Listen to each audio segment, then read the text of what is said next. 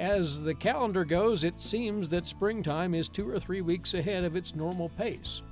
Will these conditions affect how you pasture managers go about your prescribed burning this year? We'll pose that question to our guest now, Range and Pasture Management Specialist, K-State Research and Extension, Walt Fick.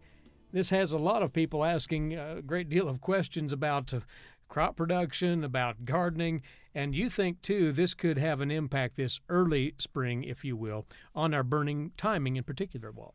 Yeah, I think, if you're used to using a calendar, which not always a good idea, but, we think about mid or late spring burning maybe being mid to late April. And, right now things are looking like it's going to be at least 3, maybe even 4 weeks ahead of normal if these weather patterns continue. You start hitting 80 degrees, these warm season grasses decide it's time to start growing. And if they have soil moisture, they will.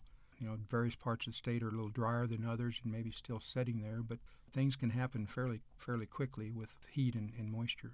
Now, you have always said don't go by the calendar, go by the conditions and the progress of the early grass growth as your indicator of when to burn. But what guidelines specifically would you cite there?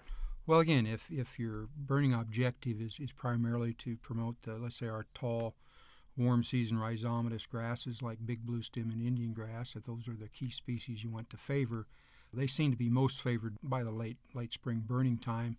And so we talk about when they just start growing, maybe an inch and a half in growth, that's the time to burn them.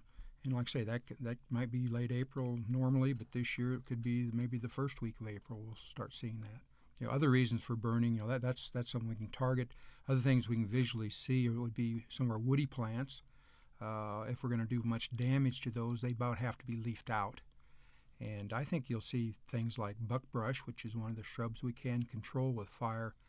I think you'll see it leafing out here maybe within a couple weeks.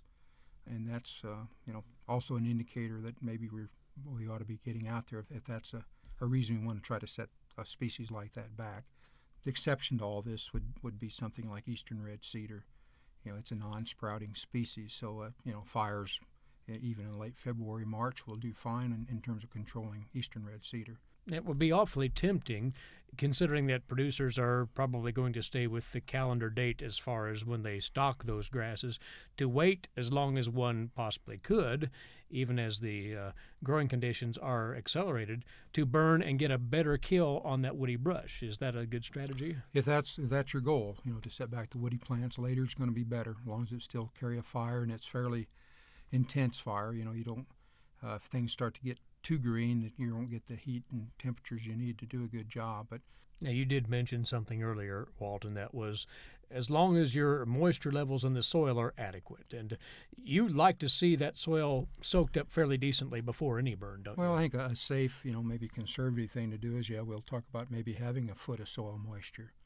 So that's, you start thinking about how much water or typical soil holds. You're talking about maybe, soils being wet down to mostly the rooting depth of the major species, 5 feet or so.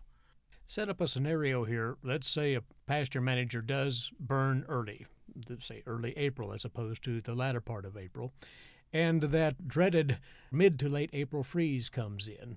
Will that do damage to that grass as it comes back post-burn? Well, most of these grasses are going to have, their growing points are still going to be below the ground. So, you may stun them for a while, they may stop growing, but they're going to survive and recover.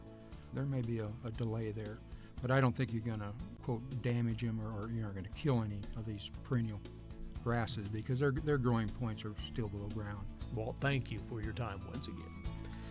Walt Fick is a range and pasture management specialist, K-State Research and Extension, with some thoughts heading into this prescribed pasture burning season, which may be knocking on our door a little earlier this year because of the warmer than normal climatic conditions of late.